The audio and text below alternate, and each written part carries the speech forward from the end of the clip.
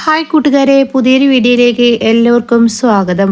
അങ്ങനെ സത്യനും അനുപമയും കൂടി രവിയുടെ മുന്നിൽ എല്ലാ കാര്യങ്ങളും തുറന്നു പറയാൻ വന്നിരിക്കുകയാണ് കേട്ടോ. ഹർഷയെ കൈയോടെ തന്നെ അങ്ങ് പൊളിച്ചെടുക്കാൻ വേണ്ടി തന്നെയാണ് അനുപമ എത്തിയിരിക്കുന്നത്. അങ്ങനെ ഹർഷയെ കാണണമെന്ന് പറയുമ്പോൾ രവി പറയണം അവൾക്ക് ടെൻഷൻ ഉണ്ടാകുന്ന കാര്യങ്ങളൊന്നും പറയാൻ പാടില്ല, എന്തെങ്കിലും പ്രശ്നമുണ്ടെങ്കിൽ ആദ്യം എന്നോട് അവതരിപ്പിക്കാം എന്ന് പറയുമ്പോൾ ഉടൻ തന്നെ അവിടെ സത്യൻ പറയാണ് 2 ദിവസം മുന്നേ അനന്തമാഷിൻ്റെ ബാഗ് തട്ടിപ്പറിക്കുന്നതിൽ യാതൊരു പ്രശ്നങ്ങളും യാതൊരു ടെൻഷനും ഉണ്ടായില്ലല്ലോ എന്നിങ്ങനെ പറയുമ്പോൾ രവി ഒന്ന് ഞെട്ടിപ്പോവാണ് കേട്ടോ. ഇതേ സമയം ഹർഷയാണെങ്കിൽ പേടിച്ചു വിറച്ച് ഒളിച്ചു നിന്നും അവിടെ നിന്നും കേൾക്കുകയാണ്. അപ്പോൾ ഈ സമയം അനുഭവം പറയുന്നുണ്ട്, രവി എൻ്റെ അച്ഛൻ്റെ ബാഗ് എൻ്റെ വീടിൻ്റെ രജിസ്ട്രേഷൻ നടക്കുന്ന അന്ന് നാട്ടിൽ നിന്നും പണവുമായി ബാഗുമായി അച്ഛൻ ഇങ്ങനെ എൻ്റെ അടുത്തോട്ട് വരികയായിരുന്നു, രജിസ്ട്രേഷന് വേണ്ടി വരുന്ന ആ സമയമാണ് ഹർഷ ഇതൊക്കെ ചെയ്തത് എന്ന് പറയുമ്പോൾ ഒരിക്കലും ഇല്ലാത്തത് പറയരുത് എന്നിങ്ങനെ വീണ്ടും രവി അവിടെ വാപ്പൊളിച്ച് നിൽക്കുന്നത് പോലെ നിൽക്കുമ്പോൾ സത്യം പറയണേ, എൻ്റെ അമ്മയുടെ അമ്മിണി കുഞ്ഞമ്മ എന്ന് പറയും, അവരുടെ ബന്ധുരു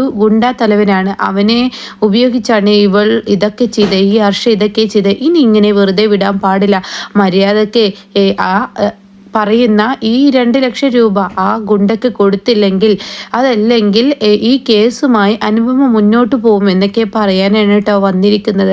അത് കേൾക്കുന്ന രവി പറയണേ, ഞാൻ കാര്യങ്ങളൊക്കെ ഒന്ന് ചോദിച്ച് മനസ്സിലാക്കട്ടെ, എന്തായാലും ഈ സമയം അവളെ ഞാൻ വിളിക്കുന്നില്ല, എന്തായാലും വിളിച്ചു കഴിഞ്ഞാൽ അവൾക്ക് ഇനിയിപ്പോൾ എന്തെങ്കിലും ഒരു പ്രശ്നങ്ങൾ ഉണ്ടായിക്കഴിഞ്ഞാൽ അത് എനിക്ക് വലിയ വേദനയാവും, അതുകൊണ്ട് തന്നെ അനുപമയും സത്യനും ഇപ്പോൾ ഒന്ന് ഞാൻ അവളോട് കാര്യങ്ങളൊക്കെ ഒന്ന് ചോദിച്ചറിയട്ടെ എന്നും പറഞ്ഞിട്ട് രവി അവിടെ നിന്നും അങ്ങ് അവരെ പറഞ്ഞു വിടാൻ കേട്ടോ. ഇതേ സമയം ഹർഷ നെഞ്ചത്ത് കൈവെക്കണം, ആദ്യമായി മനുഷ്യനെ കൊണ്ട് ഒരു ഉപകാരമുണ്ടായല്ലോ എന്നുള്ള ആ ലെവലിൽ കൈവെക്കുന്നു കേട്ടോ. അങ്ങനെ ഈ സമയം അവരെ പറഞ്ഞു വിട്ടതിന് ശേഷം രവി ഇങ്ങനെ ചിന്തിക്കുന്നുണ്ട്. അങ്ങനെ രവി മുന്നോട്ട് നീങ്ങുമ്പോൾ ഹർഷ അവിടെ ഒളിഞ്ഞു നിൽക്കുന്നു. നീ ഇവിടെ ഉണ്ടായിരുന്നോ, എന്താണ് ഈ കേൾക്കുന്നതൊക്കെ, ഇത് സത്യമാണോ എന്നിങ്ങനെ പറയുമ്പോൾ ഉടൻ തന്നെ ഹർഷ പറയണേ, രവിയേട്ട അവർക്കൊക്കെ എന്നോട് ദേഷ്യമാണ്, പക്ഷേ എനിക്കിപ്പോൾ അവരോട് യാതൊരുവിധ ദേഷ്യവുമില്ല, പക്ഷെ അവർ മനഃപൂർവ്വം എന്നെ വേദനിപ്പിക്കാനും വിഷമിപ്പിക്കാനും വേണ്ടിയാണ് ഇങ്ങനെയൊക്കെ കാട്ടിക്കൂട്ടുന്നത് എന്ന് പറയാനേട്ടോ.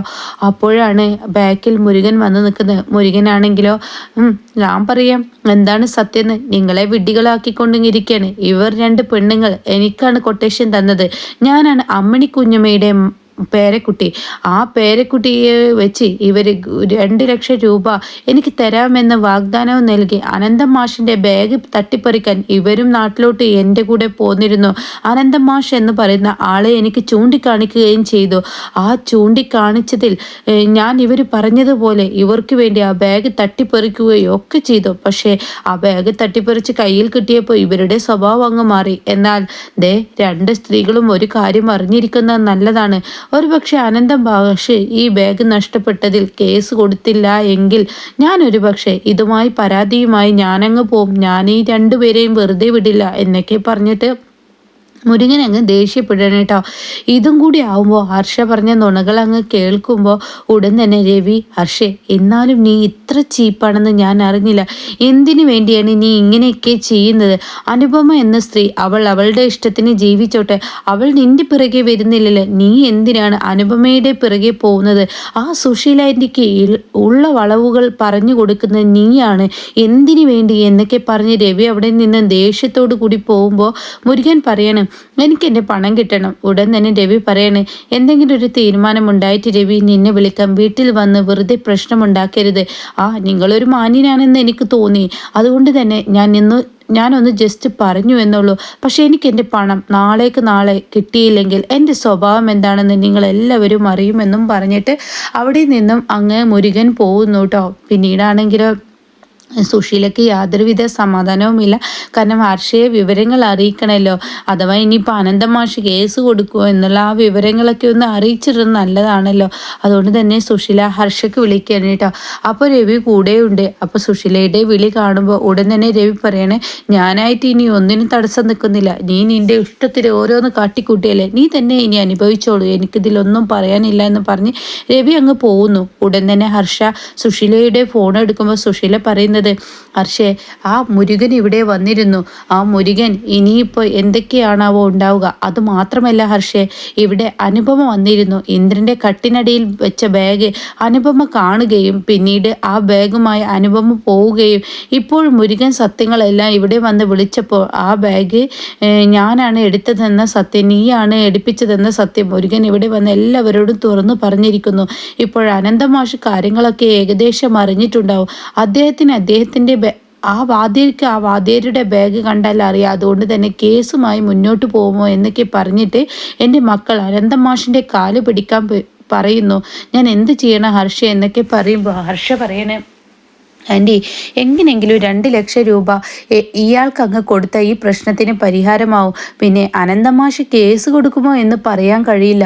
അതിന് ഈ ഒരു മുരുകന് നമുക്ക് എന്തെങ്കിലും കൊടുത്താൽ മതി. അതിന് ഹർഷ പണമെവിടെ, അതെന്ത് ചെയ്യുമെന്ന് ചോദിക്കുമ്പോൾ ആൻറ്റി, എനിക്ക് ഇപ്പോഴും എൻ്റെ തലയിലൊന്നും തന്നെ ഉദിക്കുന്നില്ല. കുറച്ച് കഴിയുമ്പോഴേക്കും ആൻറ്റിക്ക് ഞാൻ വിളിക്കാമെന്നും പറഞ്ഞ് ഫോണ് കട്ട് ചെയ്യുന്നു കേട്ടോ. എന്നാൽ ഇന്ദ്രനാണെങ്കിൽ ഇതെല്ലാം കണ്ട് കഷ്ടമുണ്ട് അമ്മയുടെ കാര്യമെന്നും പറഞ്ഞിട്ട് ഇന്ദ്രൻ അവിടെ നിന്നും ആകെ മരവിച്ച അവസ്ഥ പോലെ ഇന്ദ്രനെ ഇറങ്ങിപ്പോവാണ്. കാരണം ഇന്ദ്രനെ അനുപമ ഡിവേഴ്സ് ലെറ്റർ അയച്ചപ്പോൾ തന്നെ ഇന്ദ്രൻ്റെ മനസ്സാകെ തകർന്നിരിക്കുകയാണ് കേട്ടോ. അങ്ങനെ ഇന്ദ്രൻ ഇങ്ങനെ നടന്നു പോകുന്ന സമയത്താണ് അനന്തമാഷിനെ വഴിയിൽ വെച്ച് യാദൃശികമായി കാണുന്നത്. അനന്തമാഷ് കുടയും ചൂടി ഒരു സൈഡിലൂടെ ഇങ്ങനെ നടന്നു പോകുമ്പോൾ ഇന്ദ്രൻ്റെ കണ്ണിൽ അനന്തമാഷിനെ കാണുമ്പോൾ അച്ഛാ എന്ന് പറഞ്ഞിട്ട് അങ്ങ് വിളിക്കുമ്പോൾ മാഷ് തിരിഞ്ഞു നോക്കുമ്പോൾ കാണുന്ന കാഴ്ച താൻ ഒരിക്കലും കാണാൻ ഇഷ്ടപ്പെടാത്ത ആ ഒരു വ്യക്തിയാണ് കേട്ടോ. ഇതേ സമയം മാഷ് തുറിച്ചു നോക്കാണ്. അച്ഛാ, ഞാൻ അച്ഛനെ വിളിച്ചത് എന്താ ഇന്ദ്ര, എന്താ നിന്റെ ആവശ്യം എന്ന് ചോദിക്കുമ്പോൾ ഉടൻ തന്നെ അതെ, എനിക്കെൻ്റെ അമ്മയുടെ പേരിൽ കേസ് കൊടുക്കരുതെന്ന ആവശ്യം ഉന്നയിക്കാനാണ് ഞാൻ വന്നത്. അച്ഛൻ്റെ കാല് പിടിച്ചിട്ടാണെങ്കിൽ എൻ്റെ അമ്മയുടെ പേരിൽ ആ ബാഗ് തട്ടിപ്പറിച്ചതിനെ കുറിച്ചുള്ള കേസ് കൊടുക്കരുത്. ഇത് കേൾക്കുന്ന മാഷി ചോദിക്കാണ്, നീ നിന്റെ ജീവിതത്തിന് വേണ്ടി ഇന്നേ വരെ എൻ്റെ അരികിലോട്ട് ഒരു തവണയെങ്കിലും വരുമെന്ന പ്രതീക്ഷ എനിക്കുണ്ടായിരുന്നു. പക്ഷേ നീ വന്നില്ല. നിനക്ക് ഇപ്പോഴും നിൻ്റെ അമ്മയുടെ കാര്യം സംസാരിക്കാനാണ്. എന്തായാലും ആ ബാഗ് തട്ടിപ്പറിച്ചത് നിനക്ക് പങ്കുണ്ടോ എന്നിങ്ങനെ ചോദിക്കുമ്പോൾ ഉടൻ തന്നെ ഇന്ദ്രൻ പറയുന്നത്, ഒരിക്കലും ഇല്ല അച്ഛാ, എനിക്ക് പങ്കില്ല. എൻ്റെ അമ്മയും ഹർഷയും കൂടി ചെയ്തു വെച്ച പണിയാണ്. ഞാൻ പോലും അറിയുന്നത് ഇപ്പോഴാണ്.